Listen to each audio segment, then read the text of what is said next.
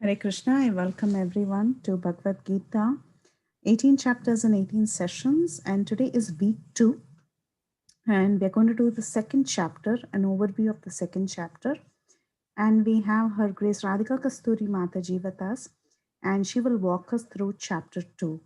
Radhika Kasturi Mataji has been practicing Krishna consciousness for many years now, and she's got a lot of in depth knowledge in various scriptures like Bhagavad Gita and Srimad Bhagavatam. So I think we'll have a lot to grasp this session, because it is the second chapter, and second chapter is the summary of the contents of the Bhagavad Gita. So Radhika Kasturi Mataji, you can take over now. Thank you so much. Thank you so much. When are we doing chapter 1? Varun, we have already done chapter 1 last week, and today we are starting with chapter 2. Okay. Varun, you can even join on Facebook if that's okay. All right. Thank you, Varun. Thank you, first of all, Bhakti Sangha Chapa group, for giving me this opportunity to present chapter 2 of Bhagavad Gita. And thanks specifically to Preeti Vilasni Mataji, Lalitangi Mataji, and Sukasahari Mataji. And for those Vaishnavas who are on the call, my humble obeisances to all of them. I pray at your lotus feet that I'm able to deliver the message of Srila Prabhupada in a very relevant way, because this second chapter is the crux of Gita. It is a summary of the Gita summarized. I mean, it is the essence of Gita. Basically, all the chapters in a condensed format is put into the second chapter. And I'm going to humbly present the second chapter of Bhagavad Gita to all you Vaishnavas. Thank you so much. Hare Krishna.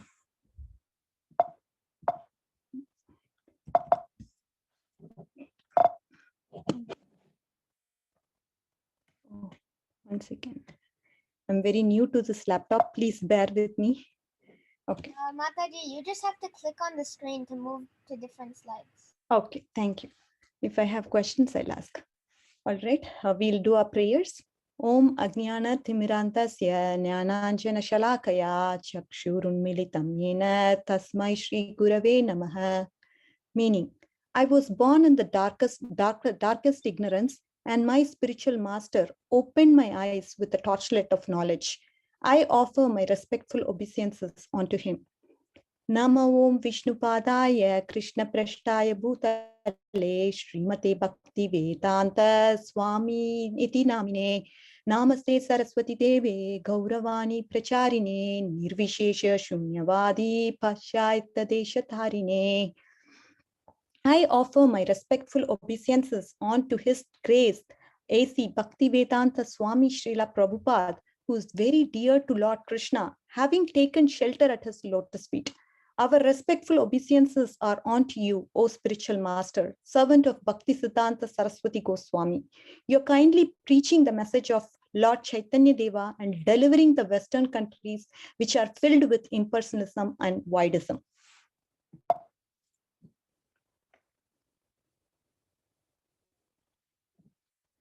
Jai Shri Krishna Chaitanya Prabhu Nityananda Shri Advaita Gadadhara Shivasati Gaura Bhakta Vrinda.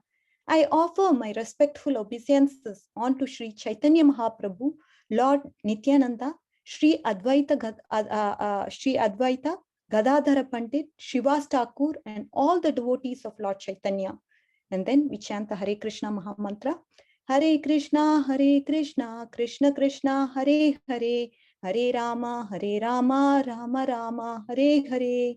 Hare Krishna, Krishna Krishna, Hare Hare. Hare Rama, Rama Rama, Hare Hare. Hare Krishna, Krishna Krishna, Hare Hare. Hare Rama, Rama Rama, Hare Hare. O Krishna, O energy of Krishna, please engage me in your service. That is the meaning of the Hare Krishna Mahamantra.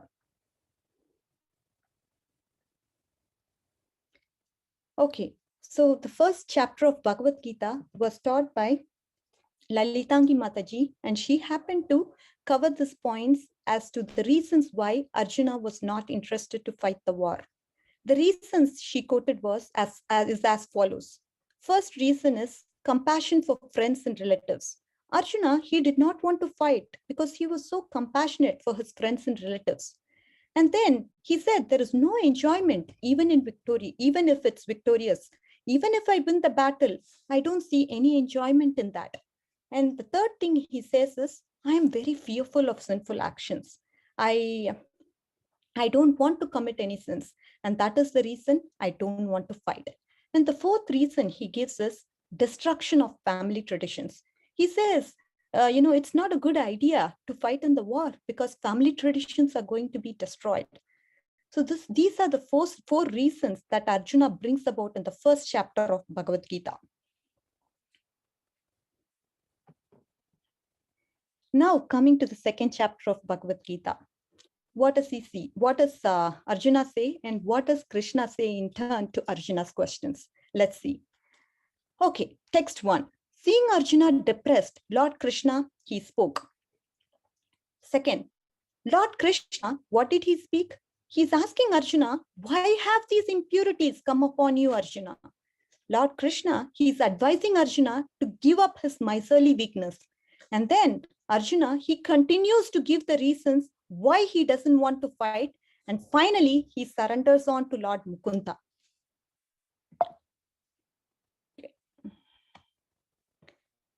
So the 7th verse of Bhagavad Gita from chapter 2 marks a very big, it acts as a turning point in the chapter 2.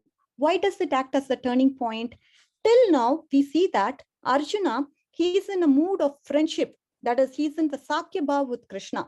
So whatever a friend says, we may or may not listen to that proposal because he's a friend, right? We may take him for granted, and based on that, we may either agree to him or not agree to him. But Arjuna, he now wants to change the mood and come to a mood of a spiritual master and a disciple relationship. So he says, Krishna, I'm going to surrender on to you. So he calls Krishna his spiritual master in the 7th verse. And that is why this verse acts as a turning point. Let's further go into this verse and understand this verse in more depth. Okay, let me read the verse. Karpanya dosho pahata swabhavaha prashami tvam dharma sammuda chetah yeshtre yashanishitam bruhitan me shishyasteham sadimam tvam prapannam. Due to my early weakness, I am afflicted. I ask you, being confused about my duty, tell me for certain what is best for me. Now I am a soul surrendered on to you. Please instruct me. We see in the chapter 1 of Bhagavad Gita, his bodily limbs were quivering, his mouth was drying up, his whole body was trembling, his hairs were standing on the end, and then his skin was burning, his legs, it was unable to stand anymore because of impatience. And this is all due to material lamentation. He was having weakness in his heart. And this Krishna is seeing as a misfortune on Arjuna because he is not identifying himself as a soul, but he's identifying with his body. And he says, and he thinks, oh, now that he has taken me as he has become my disciple, I should definitely instruct him the science of self-realization. And now this works, as I told you, is acting as a turning point in Bhagavad Gita because Arjuna, as you can see in this picture, the mood of surrender of Arjuna. Let's further get into this verse and understand this verse. As you can see, Arjuna has 3 options left. What are the 3 options that he has? The first option is he fights and wins. He kills his relatives, but he doesn't want to do it because he feels he'll be tainting. He doesn't want to do it because even if he's victorious, he feels that will be tainted with the blood of his relatives. And second, he can fight and lose. He was not worried for losing, but it is not that somebody would prefer to lose. And third option is he doesn't fight and he wants to live a life of a beggar. And again, to live a life of a beggar is a disgrace to Kshatriya because for them, dishonor is worse than death. And that is why Krishna, he tells Arjuna, this is anaryam, this is ashwargyam, and this is akirtikaram. It's going to bring you disgrace, Arjuna. You're not even going to heaven because of this. and it's going to lead you to infamy. So these are the reasons. I mean, Krishna says to Arjuna that, you are a Kshatriya, you are a very potent person, but you're acting like an impotent person. So you have to go and show your caliber of being a Kshatriya, and not at this time say, I'm not going to fight. That is not worthy of a Kshatriya. So he is confused now. And he thinks that everything seems like a lose-lose situation for him. If he fights and wins, it is going to be lose-lose. And if he fights and still loses, he's not going to be happy about it. So it's a lose-lose situation. And if he doesn't fight, he has to become a beggar. So all these three options is not good. I mean, in the sense, it's all a lose-lose situation. So when he's thinking like this, he doesn't know what to do. That is where intelligence comes in. When you don't know what to do, you have to start using your intelligence. And Arjuna very intelligently surrenders on to the Supreme Lord, Lord Krishna. Intelligence, when you don't know what to do, you have to know what to do. That is to surrender on to Krishna. So when we have these material perplexities or material miseries in life, what we have to do? We have to start thinking about, oh my Lord, there is somebody upwards, right? We just go to him and reveal our heart to him. And Krishna, through Guru, Sadhu, or Shastra, he will come and guide us in a specific way that based on our desires, whatever it could be, he will guide us. That is where Srila Prabhupada, he talks about intelligence here. Intelligence is needed to go to somebody that is higher authority, like a spiritual master, like Lord Krishna. That is when you are an intelligent person. Here, Arjuna is showing his signs of intelligence and proves the fact that he's going to a higher authority and he's surrendering to Krishna himself, who's directly present in the war field. So which is what is 2.7. And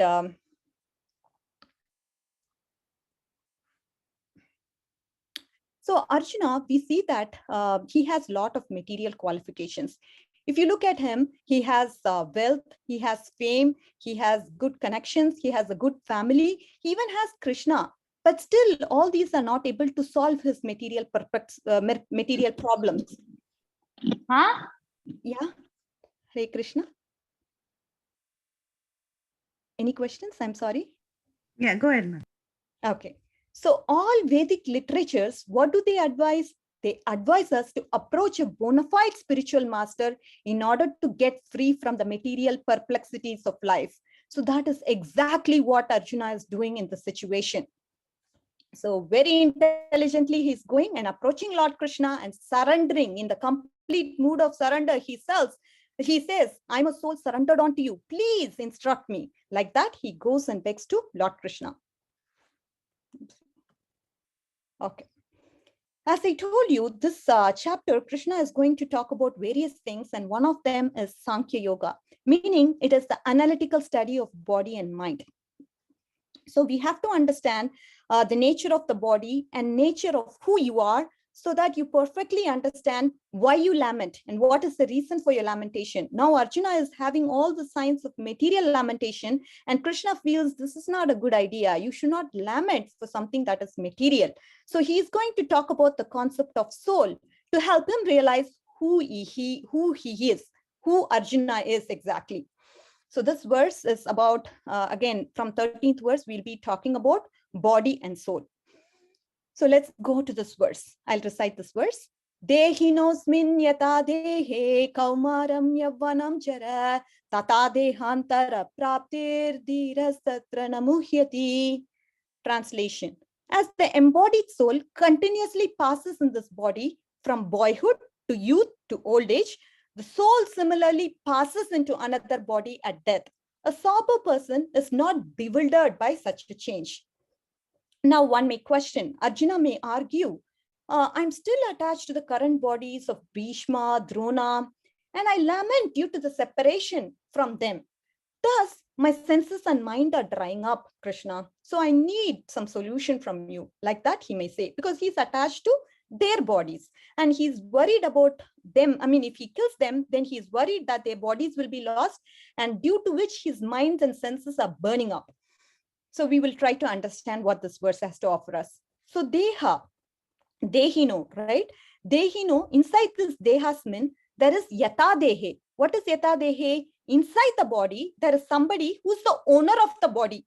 And what is the nature of the owner of the body? The nature of the owner of the body is nothing but the soul, and the soul is unchanging.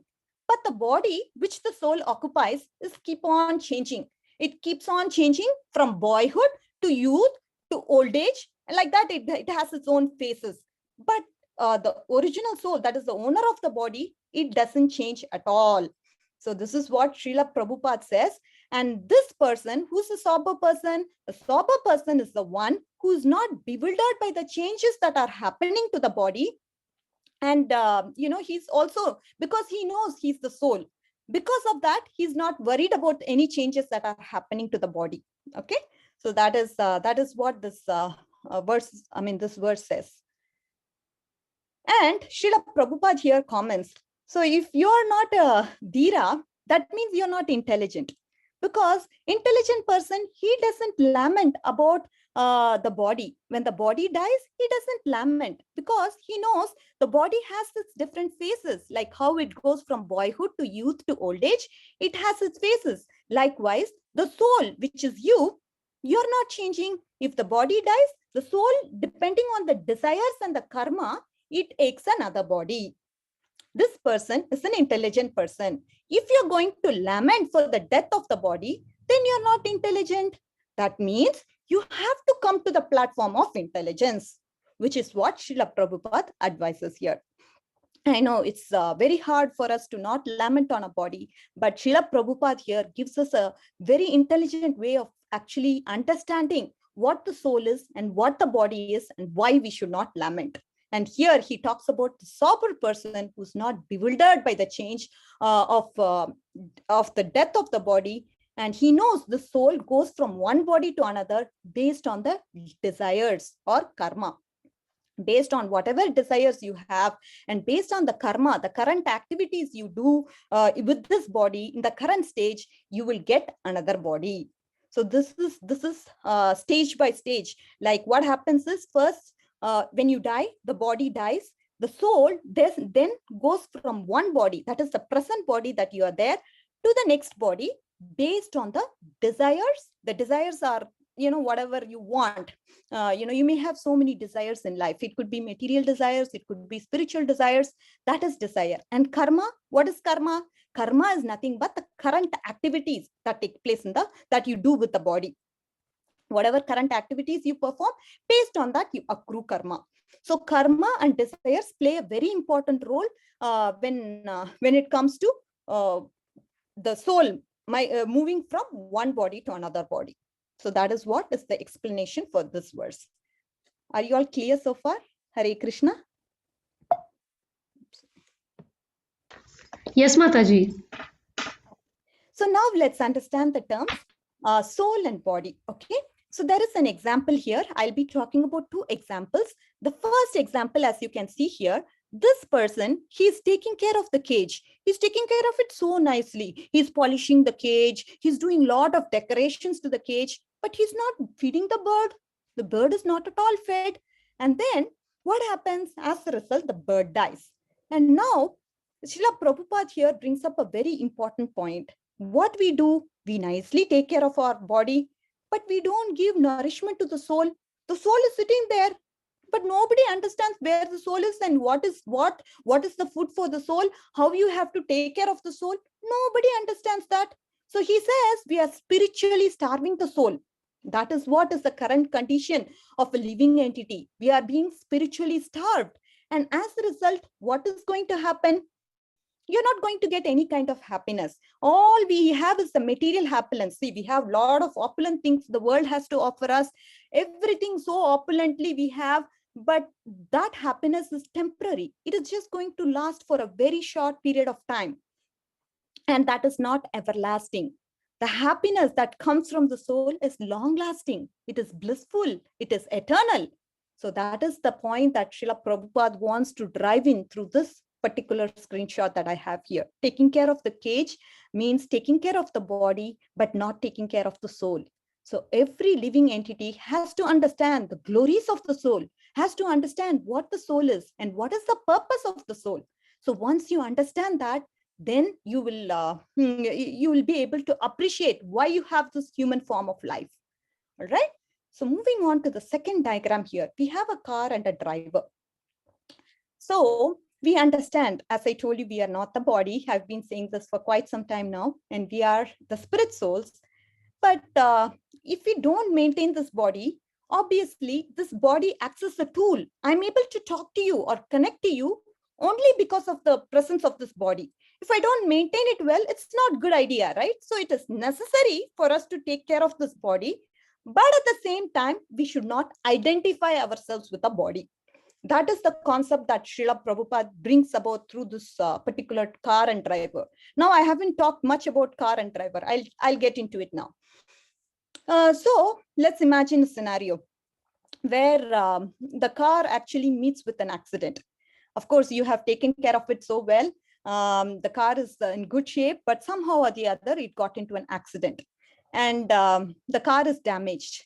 At that scenario, okay, it happened and we just have to move on, purchase another car and go ahead with our life.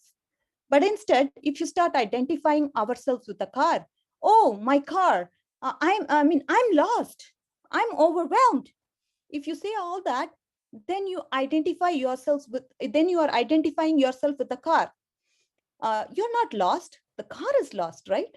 That is what Srila Prabhupada explains through this example of a car and a driver. We have to maintain the body. There is no doubt about it. Of course, we have to take care of it. We have to exercise and do necessary things to maintain our body. Absolutely, no doubt. But at the same time, we have to make sure to not to identify ourselves with the body. And that is what is being stressed through this slide. Okay, let's move on to our next slide. Okay. All right, so that's the 13th verse of Bhagavad Gita. We will go to that verse now. Didn't we do this? I'm sorry. I think I'm getting, yeah. So the 14th verse of Bhagavad Gita, tolerate the dualities. Matra sparshastu kaunteya sitoshna sukha dukha daga agama paino nityas tam titikshasva bharata. O son of Kunti, the experience of the sense objects gives sensations of cold and hot, happiness and distress, always temporary, appearing and disappearing. O Bharata, tolerate these experiences of the sense objects. Very important and a practical verse, because we are faced with dualities all the time. Now one may ask, what does duality mean? Duality means happiness and sorrow, something heat and cold. So we are talking about two things at a time. So why should we tolerate? Why should we? What is the reason why one should tolerate? Because these are all temporary things. At one point, you may feel like as if these situations are so much troubling you. But after some time, say after two months or so, the situation is no longer there and your situation is completely changed. And hence, Krishna is advising Arjuna, tolerate these dualities. They are very temporary. You don't have to be bogged down by it. So just tolerate it because you have a higher goal. You're born for a different reason and you have a higher goal. And that goal has to be fulfilled. Whatever comes on the way, they're all temporary. Just don't be bogged down by it. Just move on with your life. Just bear it, tolerate it, and things will be better later. But focus on your ultimate goal. So that is what Krishna is driving through this point, through this verse. Tolerate the dualities. Matra sparshastu kaunteya. Okay. Very important point, practical point to apply in our everyday life. Everyday life, we are faced with situations in material life where we have to tolerate for the higher good. And these are going to be temporary. That time, this verse should come to us. Okay. All right. Let's go on to this 20th verse, which stresses the main point, soul never dies. Let's go into that verse.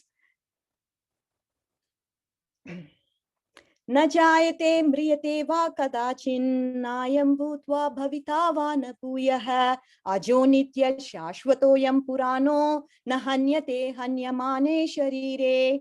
The soul has neither birth nor death at any time. He has not come into being, does not come into being, and will not come into being. He is unborn, eternal, ever existing, and primeval. He is not killed when the body is killed. This is what Krishna says to Arjuna. So if you look at this verse, na hanyate hanyamane sharire. So when the body is killed, the soul is not dead. The soul is eternal. And then he brings up a point. He has not come into being. What does that mean? That means the soul is not bound by time. That is what it means. And it has neither birth nor death. So he is unborn, eternal, and ever existing. So these are the characteristics of the soul. And then if you look at the soul as such, the soul is conscious. We'll look into that very soon. What does consciousness mean? And soul does not undergo 6 bodily transformations. The bodily transformations that happens to the body are, one is birth. Birth happens, birth, death, growth, maintenance, production of byproducts, meaning offsprings and all that, and dwindling.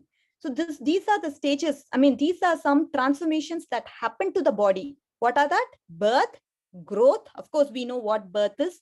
Growth happens in the body, and then we maintain the body. And as a result, we produce some offsprings also. Some byproducts come out of our body, and dwindling, we dwindle over a period of time. And then finally, death occurs to us. How about the soul? Does the 6th transformation happen to the soul as well? No. The soul doesn't undergo any kind of transformation. So that is the characteristic of a soul. We see there are so many characteristics here. Very important for us to understand that soul never dies. When the body dies, the soul never dies. Arjuna has to get this onto his mind, because this acts as a very important, obviously only when he is convinced about the transcendental knowledge that Krishna offers him, will he be able to fight, right? So this is very important that Arjuna and all of us understand that soul never dies, and that it is not time bound. It doesn't, it is conscious, and that it doesn't undergo 6 bodily transformations. Only the body undergoes transformations, but the soul doesn't undergo any kind of transformation. And we all know about the soul, which is a minute particle, and then that is called Anu Atma, and the super soul that is within us is called Vibhu Atma. So we'll be seeing about what is the connection between the soul and the super soul soon. Okay. So therefore, now Arjuna needs enlightenment from Krishna. He needs more enlightenment. He's just spoken about the soul. He's going to delve in more and more and more about what the soul is, and help him understand and help him be convinced about the fact that you should not be compassionate on a material level. That is the reason he is bringing up the concept of soul. Okay, can we move on to our next verse? It is 22nd verse of Bhagavad Gita. Changing bodies is similar to changing the clothes. Vasamsi jirnani yata vihaya navani grihnati naroparani tata sharirani vihaya jirnani anyani samyati navani dehi.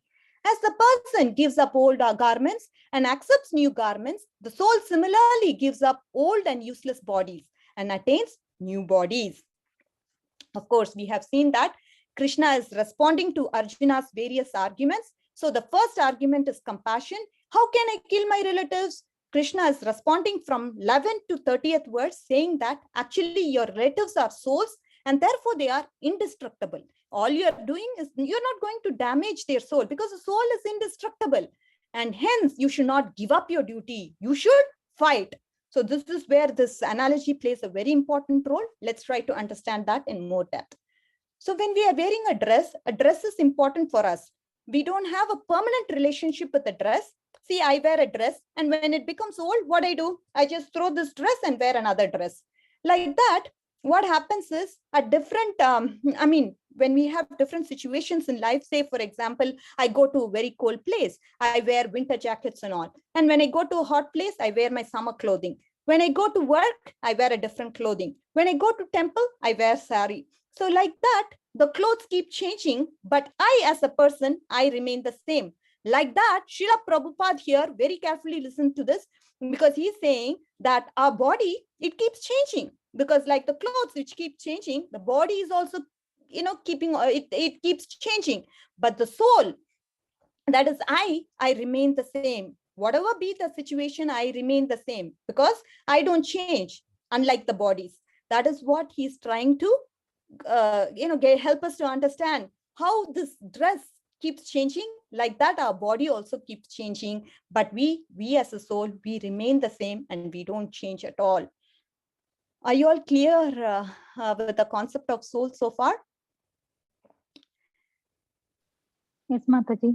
Okay, good. Yeah, just wanted to understand so that I know where I'm going also. Thank you so much. And Srila Prabhupada in the purport talks about the size of the soul. The size of the soul is 1/10,000th of the tip of the hair.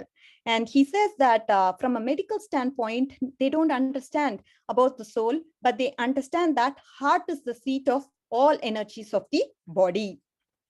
So this is from a medical point of view. Okay. Okay, now we come to super soul and soul. So let's look at this diagram here. That is the screenshot that is attached here. It talks, we can see two birds, right? So there are two birds. Let's see what the two birds means here. So the two birds, one bird, what is doing? Whenever it's eating a good fruit, it feels so happy. Wow, it's so nice. And then whenever it eats a bad fruit, it feels so miserable. Oh my God, this is so bad. Like that it feels. And then there is this observing bird, which is the super soul. And the super soul is trying to watch and look at it's just observing the soul. And, it's just waiting for the soul to come to him. Super soul is just waiting. He's acting like a friend. He's watching this. He's being an observer and he's just waiting for the soul to turn to him and say, hi, I'm here for you, like that. So when the soul makes a contact towards the super soul, that is when it turns towards the super soul and understands the super soul, then this soul actually becomes free from all miseries, because it is trying to revive its relationship with Lord Krishna. So Krishna is there in our hearts. And when we turn towards Krishna, all our miseries in life, they are going to go away. So super soul is waiting for that, waiting when the soul will turn towards me. When will it come to me? When is it going to look at me? Like that. That is why he is in the heart. He is in the heart for a reason. And we just have to turn towards him and acknowledge his presence. And when we do that, we are going to get away from the miseries of life. Here, Arjuna, he has turned towards the eternal friend, Lord Krishna, and he is understanding the science of self-realization, which is Bhagavad Gita from him. And hearing from Krishna, he can understand the supreme glories of the Lord, and he is going to then become free from all lamentation. Because whatever we hear from Krishna, it's transcendental knowledge. It doesn't belong to any of these modes. These knowledge is at a very high level, transcendental level. And to understand this knowledge of self-realization, Krishna has to give us the mercy so that we can understand this knowledge. That is why, as we keep reading Bhagavad Gita more and more and more, we get realizations, new realizations every time we read. So this is what is being conveyed through the purport of 22nd. Okay. Now we'll go on to the next slide, which talks about the spiritual viewpoint. So the spiritual viewpoint means that we are not this material body made of flesh and bones, but we are the spirit soul and engaged in the material body. And we don't die because we are eternal. The soul is eternal, but the material body is the one which dies or which stops to function.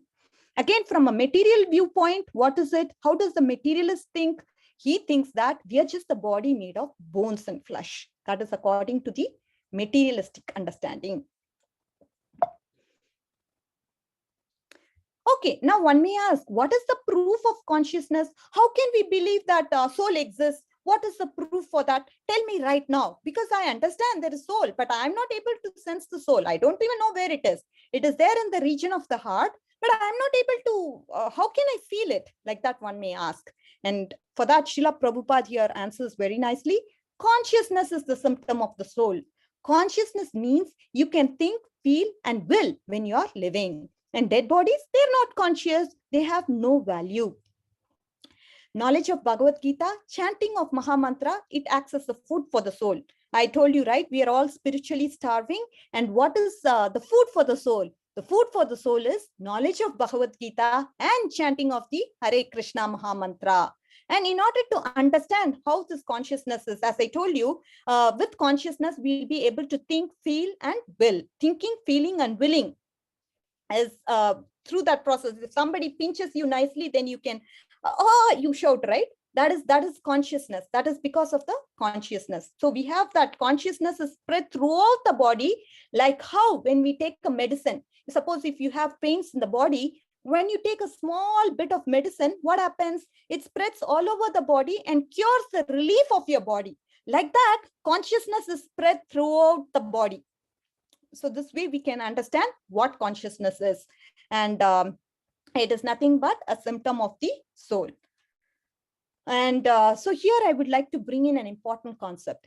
One is, so consciousness, how can it, I mean, we have two types of consciousness, meaning a purified consciousness, a consciousness which is aligned with the Guru, Sadhu, and Shastra. That is purified consciousness. If you go by that, then if you're aligned to Guru, Sadhu, and Shastra, your consciousness is purified.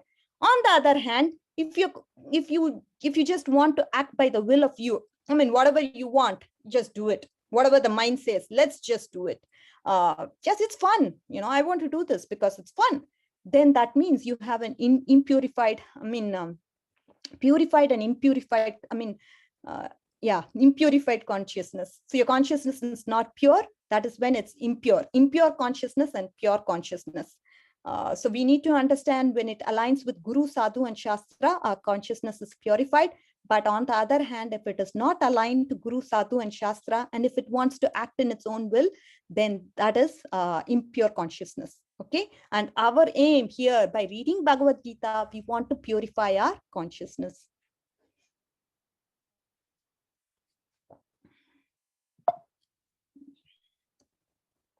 Okay.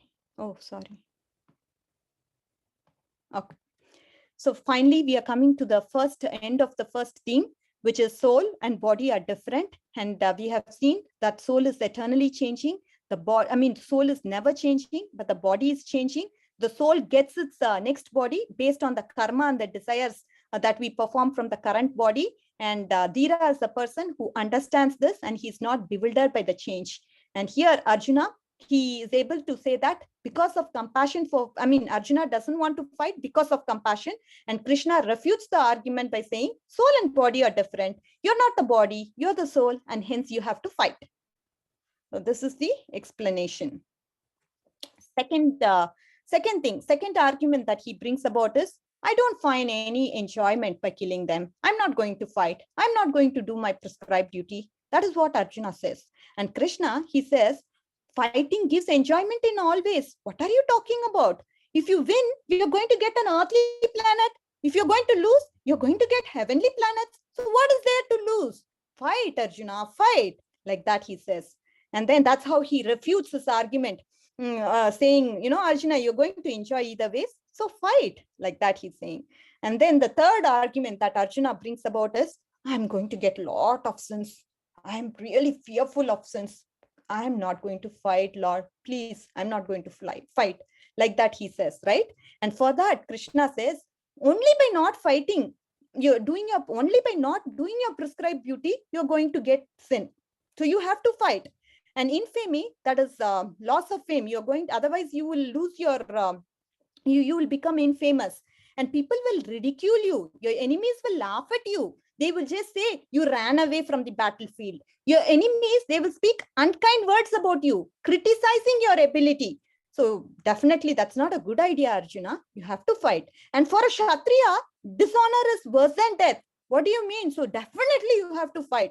These are all the reasons Arjuna is giving, for him to say that, I'm going to accumulate a lot of sins. No, you're not going to accumulate any sin. Only by not fighting, you're going to accumulate sin. And he gives various reasons here. You'll be ridiculed, you'll be criticized, and all of them will laugh at you. So dishonor to a Kshatriya is worse than death. And hence, you have to fight, Arjuna. Come on, you just have to fight. Like that he is saying, Arjuna. And we all know there is, if a judge is going to hang a criminal, or if a doctor is going to perform a surgery, they are not going to accumulate any sin. Like that, Arjuna, he's a Kshatriya, and Kshatriya's duty is to protect the citizens of the people and bring a righteous king. So he has to fight, and he's doing his dharma by doing it, and he's not accumulating any sins in that process. So Arjuna, you're going to fight. Okay, so let's come to the second theme here. It's a very important theme that Krishna is going to bring about. He's going to talk about Nishkama Karma Yoga. And again, this particular verse is talking about Bhakti Yoga, Buddhi Yoga, because this is nothing but rendering devotional service unto Lord Krishna. So that is Bhakti Yoga, and we are going to talk about what Bhakti Yoga is. He's slowly bringing, see how he has tackled his compassion, argument on compassion. He has tackled his argument to say that you're going to enjoy, and slowly he's also elevating himself, elevating Arjuna up. You know, he's talking about desires first. You're going to, there is no sin by doing your dharma. Like that, now he's going to talk about a level up, which is Nishkama Karma Yoga, Bhakti Yoga, or Buddhi Yoga. So we are seeing that from how how he's slowly elevating Arjuna one step at a time, and directly he doesn't come to a point, but slowly and slowly he's making him understand what are all the different steps. Okay. So we will see this verse. Neha Bikramanasosti Pratyavayo na vidyate swalpam api asya dharmasya trayate mahato bhayat. In this endeavor, there is no loss or diminution, no destruction or decrease. Even a little advancement on this path can protect one from the most dangerous type of fear. So what he says through this verse is that, so when we practice spiritual life, all the gains are eternal. So everything that we achieve in a short period of time, even though little service we do, that is eternal. It stays in your account forever. And whenever you leave this body, it goes into another body, that credits remain there. But unlike the material gains, they are just temporary. They'll just stay with you for only a short period of time. The gains are not eternal. So Krishna is saying that one who attains to the spiritual path is never lost and stays forever. So whatever little service you do, it stays with you. So even listening to this class, the Bhagavad Gita class, can give you spiritual credits. These gains are eternal, so stick to it. Spiritual gains are eternal, and an intelligent person, he always thinks about the eternal gains and just not be worried about the temporary gains that his life has to offer. And this also protects one from most dangerous types of fear. Oh, can you give me an example how it protects one from the dangerous types of fear? Yeah, of course. Ajamal was there. Ajamal, he chanted the Lord's name, Narayana. And immediately, because he did this, obviously, in the childhood, he was such a devotee and he was practicing devotion service, because of which he was able to remember Krishna at the time of death. And this spiritual credit, as I told you, the gains are eternal and it's not going to be lost. So our practical application point is that whatever you do in terms of little service that you can offer to the Lord, it's going to stay with you forever. So practice this yoga. Arjuna, be in Krishna conscious, be in Krishna consciousness. That is the message that Krishna gives to Arjuna. And now let's talk about this verse. Vyavasayatmika buddhir yekeha kurunantana bahushaka hi anantascha buddhayo vyavasayinam. All right, so we know Krishna, let me talk about this verse first. Vyavasayatmika buddhir. It's a very important verse because, so whenever we do things, in anything for that matter, even spiritual, here, of course, Krishna is focusing on the spiritual aspect, but even in the material aspect, if we have to do some job, we have to have that focus. And when our intelligence is disturbed, or when a lot of thoughts and desires come to our mind, and what happens, that time it becomes difficult to desire. That time it becomes difficult to decide. So too many desires cannot fit into our 24-hour period, right? We can have as many unlimited number of desires as possible, but it is not possible for us to fit it in the 24-hour time frame. So we need to prioritize. We need to analyze and understand what is our goal and what are all the specific things that can be done to accomplish our supreme goal. We should have that one-pointed intelligence and determination, says Krishna to Arjuna. That one, say for example, if you're going on a vacation, you can't pack the entire house and take it to your vacation home, right? It's not possible. Whatever fits in the suitcase is what you can take. Like that, Krishna says, you have to have one-pointed intelligence and focus in order to get to the desired goal. And when you have that, you can diligently work towards it. And then to that extent, we can practice whenever we have that determination to focus on a particular task with one-pointed intelligence. To that extent, we can be successful in our Krishna conscious practice. This is the message that Krishna is driving home to Arjuna. Vyavasayatmika buddhir ekeha kurunantana. Very important. Your thing should not be multi-focused. It should not be multi-branched, but instead it should be one-pointed, oh Arjuna. And now there's very good important points that are being discussed in 42 and 43rd verse. Unintelligent followers of the Vedas, they are not attached to the flowery words of the Veda. They are attached to the flowery words of the Vedas, and they are desirous of sense enjoyment and material opulence. So what does this mean? This means these people, they are unintelligent. Why they are unintelligent? Because they are attracted to the flowery words of the Vedas. The Vedas can offer, if you do this kind of austerity, you will go to heavenly planet, and there you can enjoy life very nicely. There are so much opulence there, nice things for you to do there in the heavenly planet. This is what the Vedas promises. And this person is caught up by that promise, and he doesn't know and doesn't go to the ultimate goal. Ultimate goal is to know about the supreme absolute truth, that is Lord Krishna. Instead, he gets stuck in the temporary things. And of course, we know the futility of going to Surga, because once the punya is gone, then you have to come back again to the earthly planet. So that is why these people are called unintelligent followers of the Vedas. Should not be like that, Arjuna. You should have this one-pointed focus and attention, and be determined to get your job, get your goal accomplished. And that should be your mentality. And you should not be like this unintelligent people who are just attracted by these flowery words of the Vedas. And that is how he refutes and says, Krishna to Arjuna, that you should get attached to Krishna and not to these Vedic rituals. That is not going to lead you anywhere. All that, wherever the heavenly planets you go, they're all temporary and futile. And you should understand the eternality and attach yourself to Krishna and just follow the words of Krishna. And this is how he refutes to his argument on destruction of family traditions. Are we all clear so far? Hare Krishna. So now we are going to go on to Nishkama Karma Yoga. We have 10 more minutes. Let's try to. Any questions? Are you clear so far? Hare Krishna. Yes, Mataji. Okay. So karmanyevadhikaraste ma phaleshu kadachana ma karma phalaheturbur ma te sango swakarmani. So let's try to understand this very important verse. This is like the mostly quoted verse and also misinterpreted verse. Because most of them, they talk about the first 1/4 of the verse, that is karmanevadhikaraste. So we'll try to understand the meaning of this verse. So you have the right to work because the prescribed duties are going to purify you. That is the import of the verse, 1/4 of the verse, that is karmanevadhikaraste. So you have the right to perform your prescribed duty because this prescribed duty, it is going to purify you. Ma phaleshu kadachana. You are not entitled to the results. Why we are not entitled? Why Krishna doesn't want? I work, I do all the work. What do you mean I should not be entitled to the work? Results of the action. I am very much, I want the results, right? That is why I do the work. See, if our orientation is towards our results, we will not be spiritually conscious.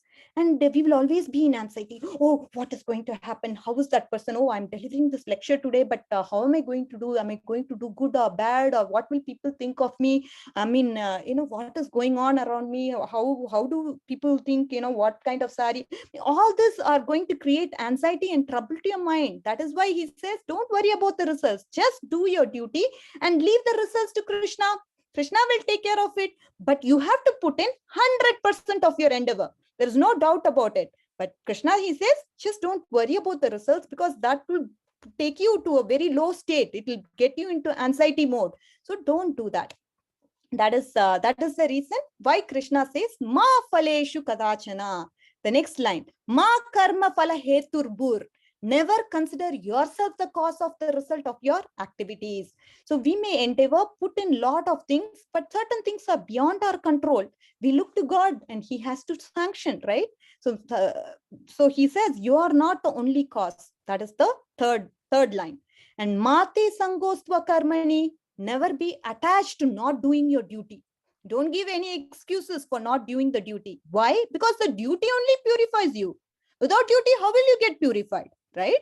Only when you follow your prescribed duty, you're going to get purified. Without doing the duty, how can you be purified? So never be attached to not doing your duty. So this is the implication for this verse. Karmanyevadhikarasya ma phaleshu kadachana ma karma phala heturbur mate sangosva karmani. Very important and a practically applicable verse. We can practice in our everyday life because we all work. And we know we should have the right mentality to work, right mood set has to be there when we work, right? So this particular verse can help us understand.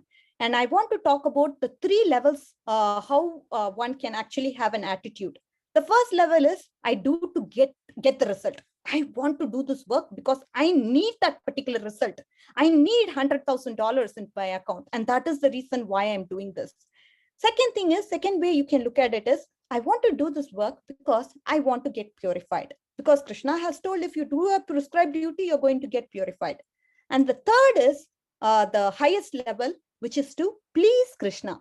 I'm doing this work because Krishna will be pleased. And I'm doing this to please Krishna. So that is the attitude, the third level of attitude, a consciousness that person can have. So there are 3 levels. And first is to get the result. Second is for purification. And third is for pleasing Lord Krishna. And I don't have time to quote an example, but Srila Prabhupada, he acts as a perfect example for this verse. I mean, so many things happened in his life. He just left it to God and followed in. I mean, his business was unsuccessful. He took that as the mercy of the Lord. He came to the United States and fulfilled the wish of his spiritual master. Everything, whatever he did in his life, was just thought with an attitude that it's all it's all mercy of Krishna and just he's going with Krishna's plans. So that is the attitude of our spiritual master, and that is how our consciousness also has to be like that. To please Krishna, he was ready to do anything. All right, I know I have 8 more minutes, Mataji. Can I go over like 10 minutes extra? I don't know. Yeah, go ahead, Mataji. Okay, I don't know if I can complete it exactly in 60 minutes, but I'll try my best. Okay, so now we are going to talk about a very important section. So now we talked about the first theme was body and soul. The second theme was Nishkama Karma Yoga. Second theme was obviously talking about material happiness.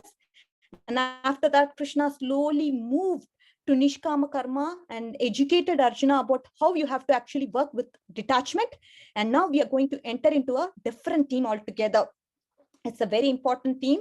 So as you can understand, when your mind is not disturbed by the flowery words of the Vedas, and when your intelligence is fixed in the self-realization process, you are going to attain divine consciousness, says Krishna to Arjuna.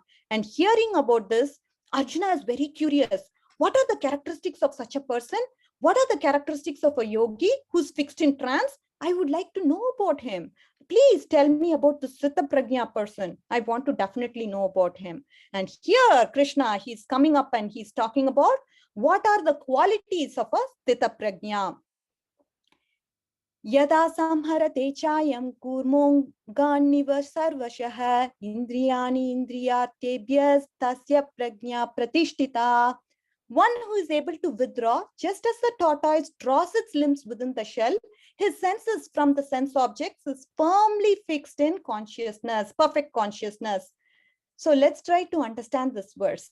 So one thing is, I'm going to bring up 2 important practical applications from this verse. So I hope this helps all of you, all of us. So one thing is out of sight, out of mind, right? Whenever things are out of our sight, we are like, yes. I mean, I'm not tempted by it because I don't see it. I don't have a TV, so I don't hanker or long for TV, right? To watch something on the TV. So say, for example, on an Ekadasi day, you have lot of delicious fruits and delicious dishes in front of us. It's going to be hard for us to fast, right? It's everything is immediately visible and we can't avoid it. It's kind of tempting. So Bhagavad Gita, it recommends us a strategy to say that like how a tortoise withdraws its limbs, it avoids unnecessary contact. Like that, we have to actually avoid contact with the sense objects. So if our senses don't contact the sense objects, then there is no problem, right? That is one strategy that Bhagavad Gita recommends through this verse. And obviously, this is one thing. But what happens inside there is a subtle organ called the mind, right? The mind, you don't know how bad it is. Even though the sense objects are there, not there, it can start thinking about a lot of things. And like an alcoholic, right? He can start thinking about the alcohol, even though he's not in the vicinity of an alcohol. So he will drive himself to that place to go and search of the alcohol. So first point is senses should not come in contact with the sense objects. Okay, but what about the mind? The mind is wandering here and there. So the mind will obviously be attracted to the place where there is alcohol. So this alcoholic goes to that place. And that time Krishna says, if you have higher engagement, higher sense engagement, you'll not be attracted to these lower things. So better, Arjuna, we have to engage ourselves in higher things, like higher Krishna conscious activities, so that our mind is not dwelling on these lower sense objects. That is the lesson that we can learn from this verse. I'm going to quickly move to the others, if that's okay. Dhyayato vishya pumsa sangasya jopata jayate sangat sanchayate kama kama krodho bhijayate krodhat bhavati sammoha sammoha smriti vibrama smriti bhamshat buddhinasho buddhinasha pranashyati. Very important verse from an application point. All of us go through the situation, and I really want to make sure that everybody understands this verse in a very deep way. Okay, what is Krishna trying to say here? So he's saying when the mind contemplates on the sense objects, what does it lead to? It leads to attachment. And attachment, it leads to kama or lust. And when that kama gets unfulfilled, then what happens? Anger comes to you. And then you're completely in delusion. What does completely in delusion means? Completely in delusion means you forget what to do. You don't know what to do. That is what is deluded. You are completely deluded. So when we don't know what to do, we have to go to Krishna, Guru or Sadhu or Shastra. But this delusion puts you into forgetfulness. You don't go to any of these three. And as a result, you get into bewilderment of memory. And intelligence is related to memory. And when memory is lost, the intelligence is also lost. And so you fall down from your spiritual consciousness, high level of spiritual consciousness, to material consciousness. That is what is the essence of this verse. Very important. So the first, what are the three ways that we can fall down?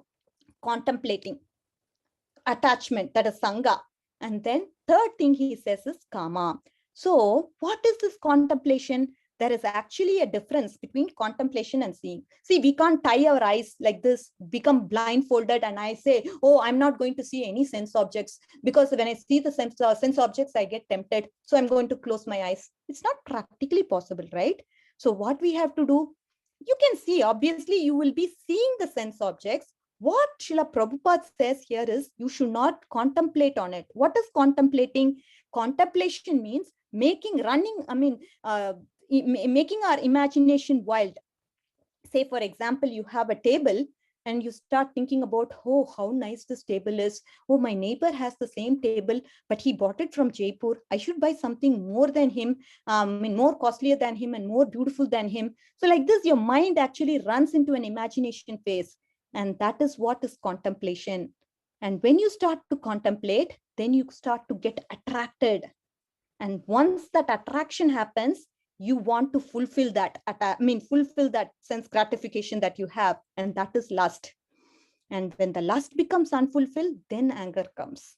And after that, you don't know what to do. You don't go to Guru, Sadhu or Shastra, because you're forgetful of that and you're completely bewildered.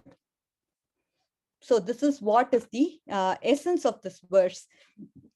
Contemplation, at the stage of contemplation itself, you have to stop. You have to say, no, I'm not going to contemplate on the sense object, because I know there is going to be a fall down that will happen. I will fall down from my spiritual consciousness to my material consciousness. And you know how much trouble you have taken to get into that level of consciousness you are there right now. And so you don't want it to be like just like that fall down, right? So we will remember this verse whenever we think of contemplation. And so we have to stop right there when we start to contemplate and say, I'm not going to contemplate, and divert your attention onto Krishna consciousness, so that we don't fall through the cycle of fall down. Okay, I'm not citing an example here because we are running out on time, if that's okay. So we will move on to our next verse. Yanisha sarva bhutanam tashyam jagriti samyami yashyam jagriti bhutani sanisha pashyato munehe. What is night for the being is the time of awakening of the self-control. The time of awakening for all beings is the night for the introspective sage. Oh, this verse seems like a metaphor. It's kind of confusing. What is this day and night? I'm not able to understand, right? That is the question one may ask. And here, this verse is talking about a materialist and a spiritualist. So sense gratification is an activity of a materialist. But when you think of a spiritualist, he knows again and again, chewing the chewed. I know I have done this so many lifetimes. Now I have this human form, and this human form is for a higher purpose, higher realization. So I have to go through that and follow through that. I have to connect to Krishna, and that is what a spiritualist thinks. But on the contrary, the materialist,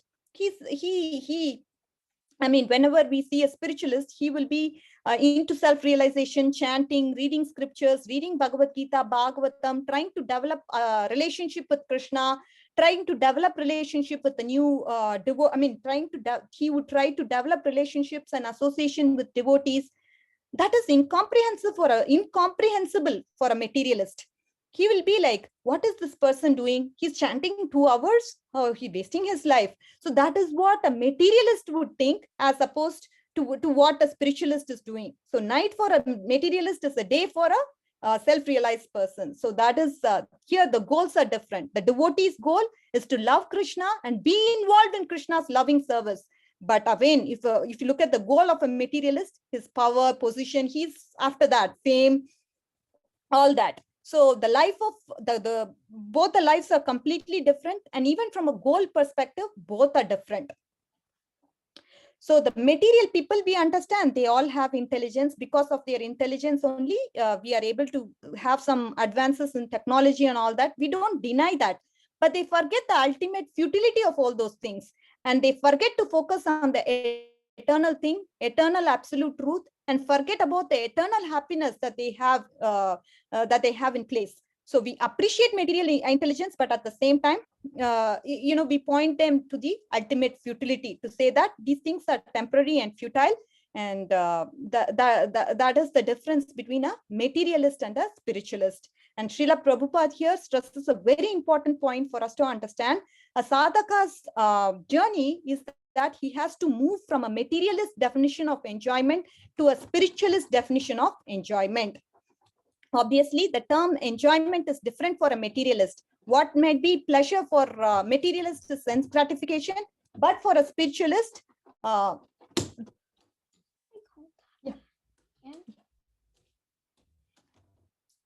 Mataji.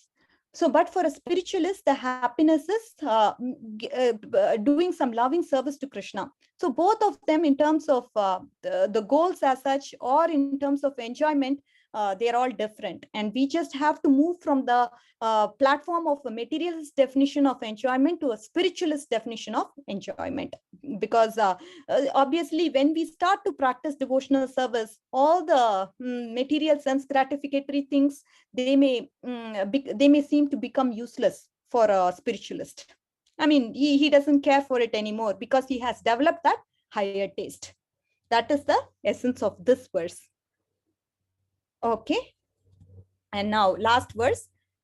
Apuryamana machala pratishtam samudramapa pravishanti yadvat tadvat kamayam pravishanti sarve sashanti mapnoti na kama kami. So this is also a very important application. I mean, we can apply this in our everyday life also. So let's try to understand this verse. The ocean is always still, although it is being filled with many rivers that enter it. Similarly, a sthita prajna remains peaceful and undisturbed by the incessant flow of desires. One who satisfies such desires is not. So we have to understand this through an analogy. Srila Prabhupada here brings a comparison. Ocean is having so much water in it already. We all know that. And even if some water comes into the ocean will not overflow because it can bear it. It can take any amount of water can come to it. So it can take it. But when you look at a small puddle of water, if water comes into it, the puddle will start to overflow. It cannot take it, unlike the ocean. So like that, Krishna devotee, he is full of happiness in his heart because he has Krishna in his heart. He realizes Krishna in his heart and he is so happy in that process. He has so much happiness. And if some sense gratificatory desire comes into the heart of a devotee, the devotee says, no, I'm not interested. There's so much happiness already in my heart. I don't need you. You go away. Like that, he pushes that desires out. But unlike, we'll have to now this is compared to an ocean. The devotee who is Krishna conscious, he says no to the sense gratificatory desires because he has a lot of happiness already in him. But then what about the other person? If you have happiness like a puddle, just a teeny tiny bit, then when a small desire of sense gratification comes to us, then what we will do? We want to fulfill it. Yes, come. I'm waiting for you. We welcome that desire. So the devotee who is in Krishna consciousness, he is sashanti mapnoti nakama kami, meaning he is not affected. He remains steady and he will have peace.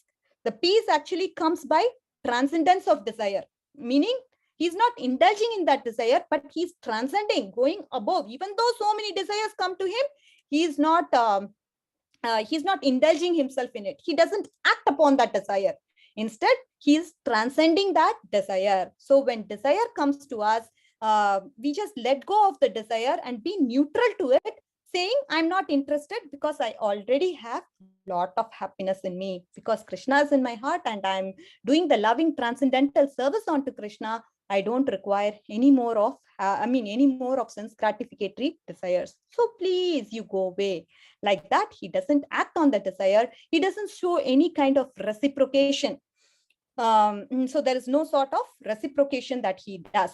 So which is what is conveyed through this verse, the proof of a Krishna conscious person. How does this person act? He is satisfied because he is satisfied in the loving service of Lord Krishna. He is not disturbed by any desires, like how an ocean, the desires, like compared to an ocean, lot of desires come, but it is undisturbed. Lot of water comes to it, but it's no way disturbed. Like this Krishna conscious person, lot of desires come to him, but he is not affected by any means. He is perfectly peaceful.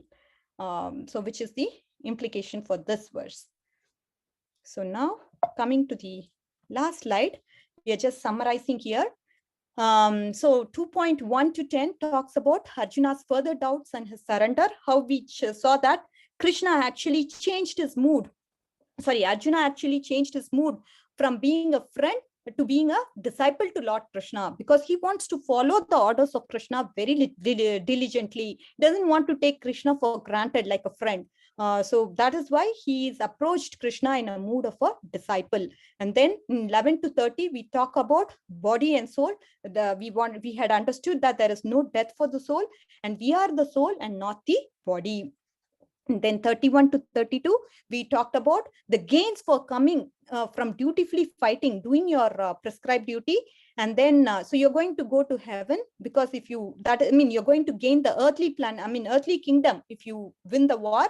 And if you lose the war, then obviously you're going to go to a higher destination. That is what was talked about from 31 to 38. And 39 to 53, we talked about Nishkama Karma Yoga. What is doing work without reaction, because we are offering the fruits to Lord Krishna. That is the highest That is the highest. When we do our actions to please Krishna, that is the highest. And that is work without attachment to results, but attachment to results or attachment to the fruits. And 54th to 72nd words talks about how we have to become fixed in Krishna consciousness. We talked about the tortoise example. We talked about a spiritualist and a materialist. And also we talked about the ocean and a puddle of water example. Okay, that is the characteristics of a Sthita Prajna. So with this, we conclude our chapter 2 summary. Sorry, I went 10 minutes over, Matajis. Thank you so much for patiently listening to me, and hope this presentation was of some use to you. And I sincerely thank our acharyas for helping us understand this science of self-realization. Because of them, we are able to understand and perceive this knowledge. And I hope that I was able to serve you in some way. Thank you so much, Matajis. Hare Krishna. Hare Krishna. Thank you, Radhika Kasturi Mataji. That was a very beautiful presentation, and I hope everyone found it useful. So anyone has any questions for her, you can go ahead and ask. Thank you.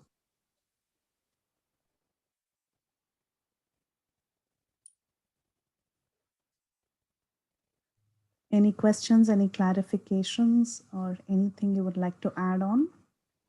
I would like to add that the delivery of this message was very effective, and I learned a lot, and I appreciate what you are doing. Hare Krishna. Hare Krishna. Thank you so much. Thank you. Hare Krishna Mataji, the example was so beautiful, which helps a lot to understand the real scenario and like a real verses with that each example. Sure, Thank you, Mataji. Mataji. Yes, Mataji, I want to make sure that it stays in our heart so that we are able to follow through that and practically apply it in our everyday scenario. Yeah, it was so simple, that presentation, which easily we can remember that picture. Wonderful. Yeah, thank you, Mataji. Thank you. Hare Hare Krishna. Hare Krishna. Hare Krishna, Radhika Mataji, Dandat Namajeshwari Prabhupada. So I like the slide where you mentioned the point of don't clean the body, but give some food for the soul. That is like so profound. I like that point very much, Mataji. Thank you, Pranagopika Mataji. Hare Krishna. Yeah, one should understand that. So not like we should live for maintaining the body, but think about the soul also. Correct, Mataji. Absolutely. Thank you so much for explaining very nicely. Sure, Mataji. Thank you so much. All glories to Shri Guru and Gauranga Mataji. All glories So to this Shri is my takeaway point today from your presentation. Very nice, Mataji. Hare Krishna, Radhika Mataji. I really appreciate how you separated from the soul and the super soul, even though maybe I've learned it before, but I never can connect it. And so the way you distinguish the difference is it's very clear and understandable. I really appreciate it. Thank you very much. Hare Krishna. Wonderful, Mataji. And so when we look at our soul, when we say we are not the soul, I also want to stress the point that our mood, when we say we are not the soul, should be dasanu, dasanu, das. So we have to identify ourselves as the servant of the servant of the servant of Lord Krishna. That is the way I say that we are not the soul. So that is something that I want to stress in today's class. When we say we are not the soul, we have to identify ourselves, because at all points in time, when we have this consciousness in mind that when we are the servant of Lord Krishna, our whole attitude to the perspective of things will change. And I think that mood is what we should hanker and develop in the course of time. Thank you.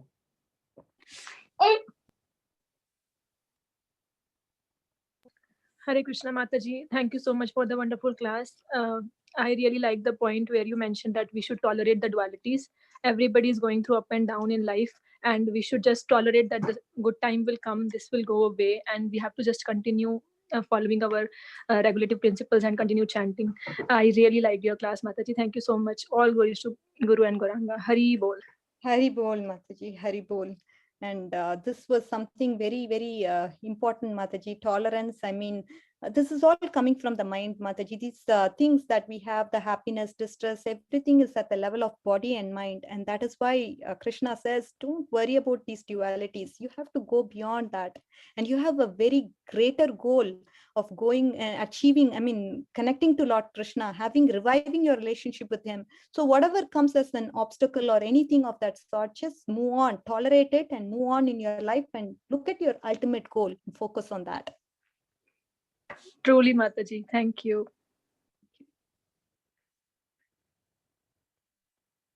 Hare Krishna, Mataji.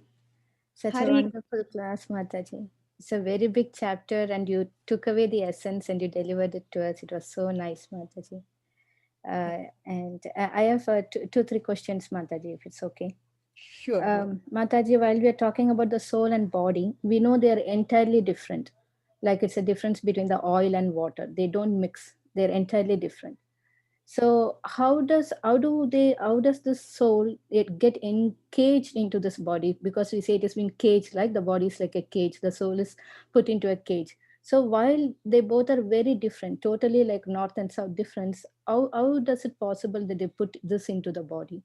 Yes. So the soul is encaged into the material body because of our desires. Our desires are the ones that forces the soul to go into the material body. Because of our desires and karma, what is leading you to the next body, I told you, right? So because of that, we are actually getting, because of that, the soul is engaged into the material body. Because we have desires from so many births, so many things are there. And because of that reason, we have to somehow or the other, Krishna wants us that those desires to be fulfilled. And slowly, as your consciousness gets purified and purified and purified, then you understand that, okay, I have to revive my relationship to the Lord, and I have to have sort of desires that are actually spiritual, that will actually enable me to connect with the Lord. So that is the way one gets out of this material body. How can you get into a spiritual body? That is when you actually turn towards Krishna. All the miseries will go away, and when you perfect this process of Krishna consciousness, you will be able to get a spiritual body and no more engagement of the soul into this material body after that. So the desires are the one which carries us. When we leave the body, the desires carry the soul into the next body. Correct. So, desires and karma. Okay, so it is how much we have to be very careful on our desires. Correct. So, actually, we get so many desires in different things every day. We cannot count it, but I'm telling how much we have to check out on our desires. Mataji, one more clarification. Okay. Hare Krishna Mataji, sorry to interrupt. Hare Krishna Mataji, is the desire of the soul or is the desire of the mind, Mataji, or how does it work?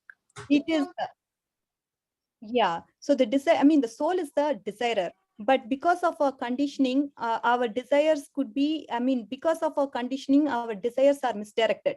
It could become material. That is the thing.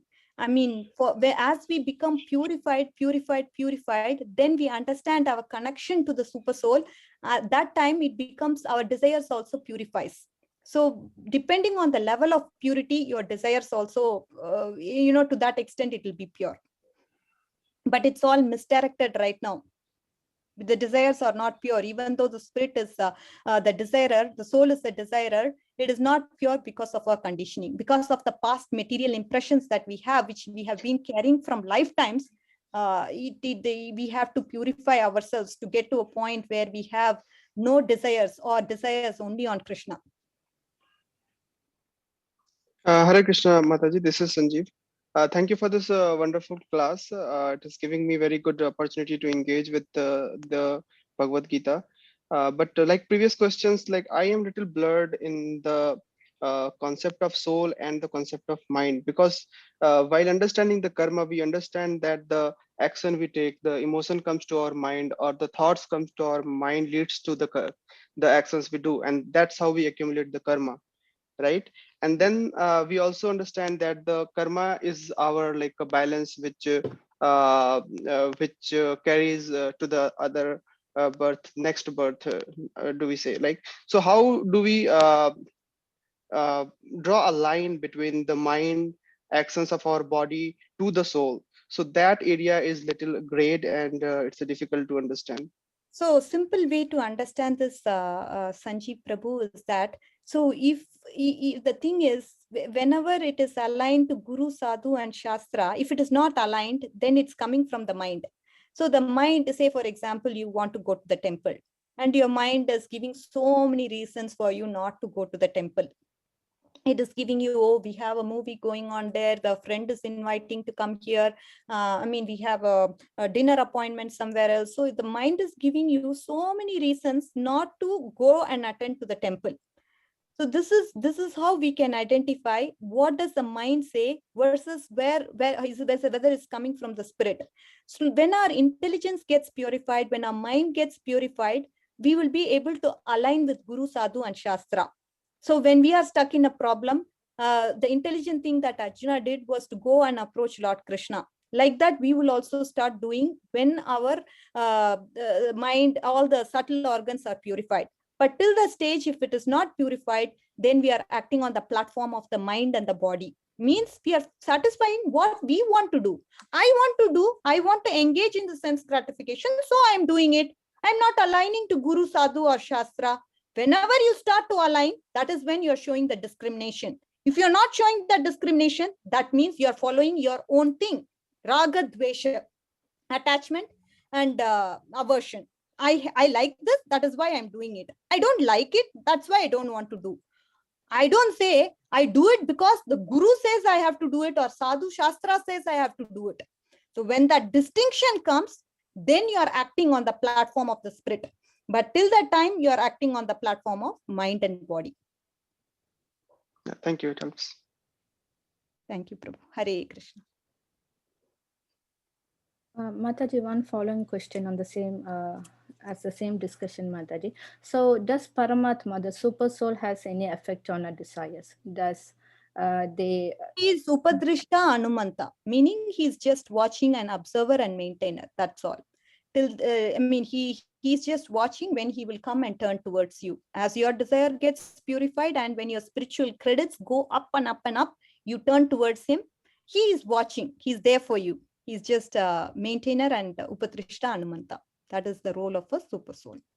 Yes, Mataji, but we also listen. I've listened many times that Paramatma guides us, Yes, the Paramatma guides the pure devotee, meaning when you have become pure, the Paramatma will be able to guide you. It will give the intelligence to you. It will start to help you out to follow through your the goal of reaching to Krishna. As you become pure, then the Paramatma in the heart will slowly start to guide you. Yes, that happens, but it definitely requires time.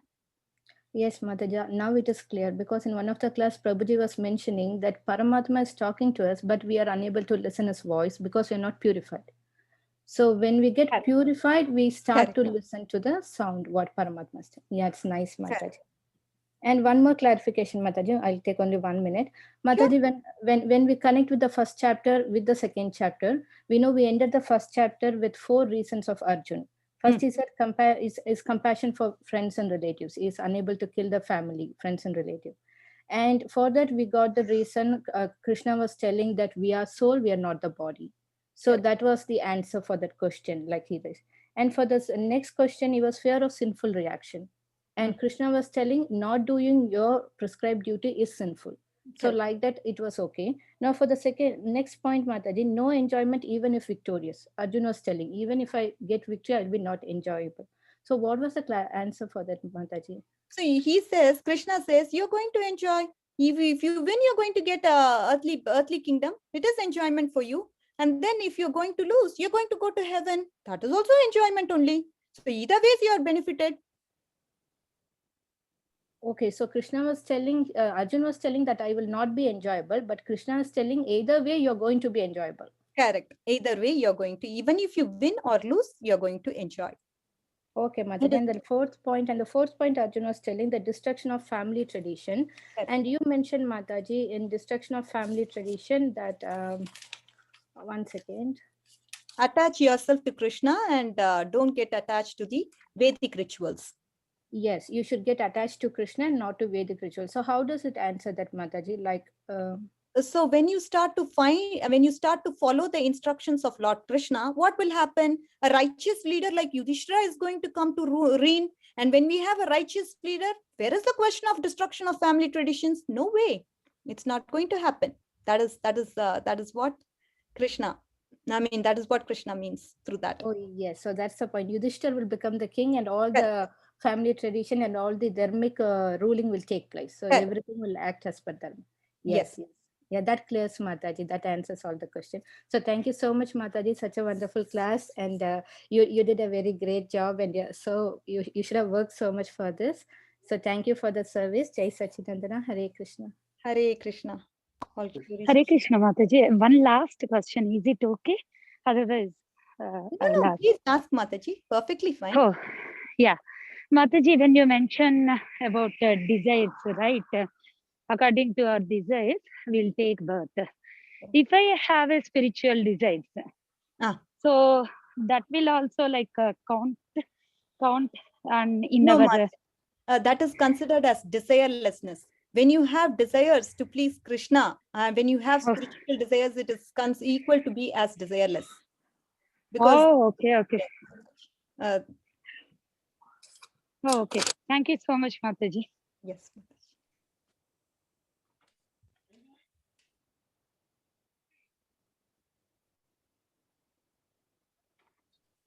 Yeah, Hare Krishna. Thank you so much. And thanks to all of you. Anyone else wants to ask anything before I make some final announcements? Okay. So Radhika Mataji, thank you so much. Your presentation was very beautiful and especially the answers were very wonderful to the point.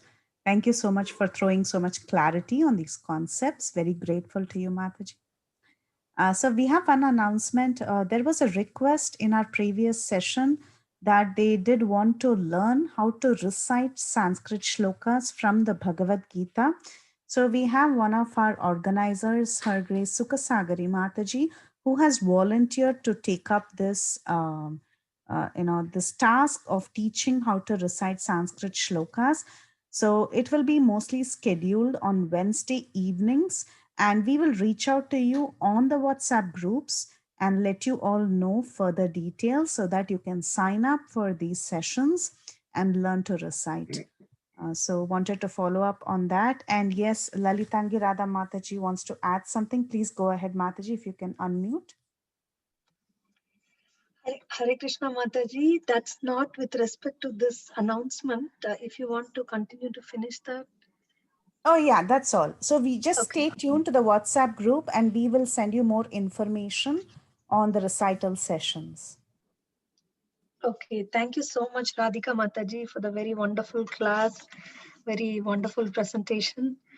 And I'm just adding to the question what was asked last week about, I don't know if that Mataji is there, who asked about Sanjaya having the vision of whether Vyasadeva gave the vision and whether he was there in Dhritarashtra's place throughout or he went to the battlefield.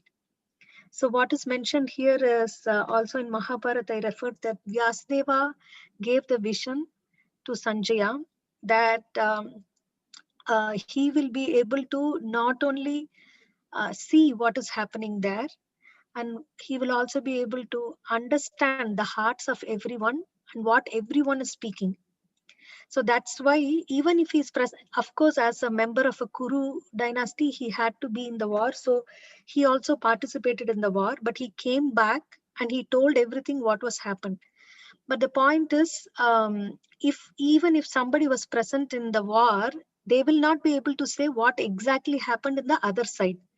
We saw this instance many times that when, for example, Arjuna was getting caught up in fighting with someone, that's when the Chakravyuha was opened and then Abhimanyu went inside and all these things Arjuna was there, but he didn't know.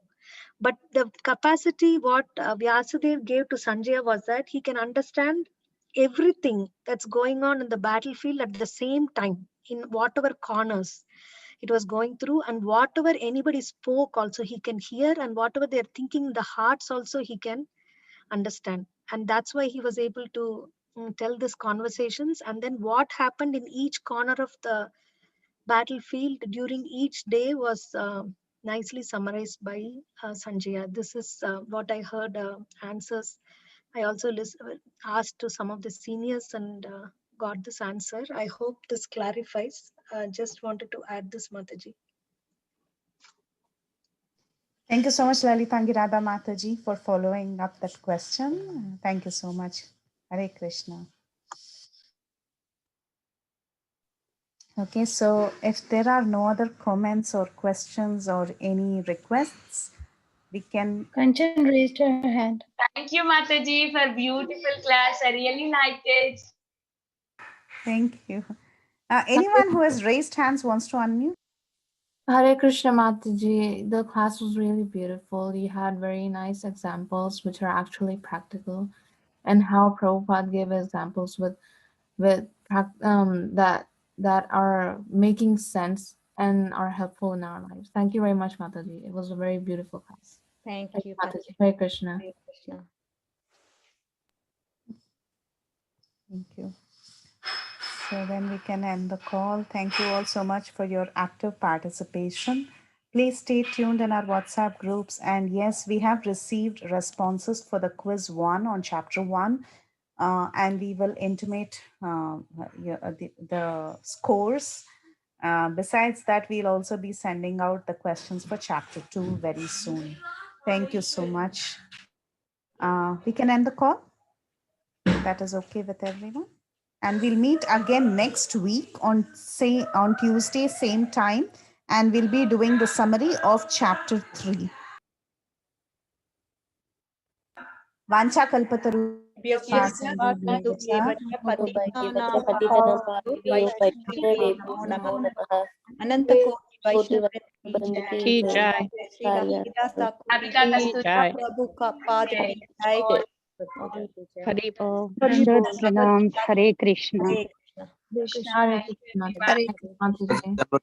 you so much. Hare Krishna.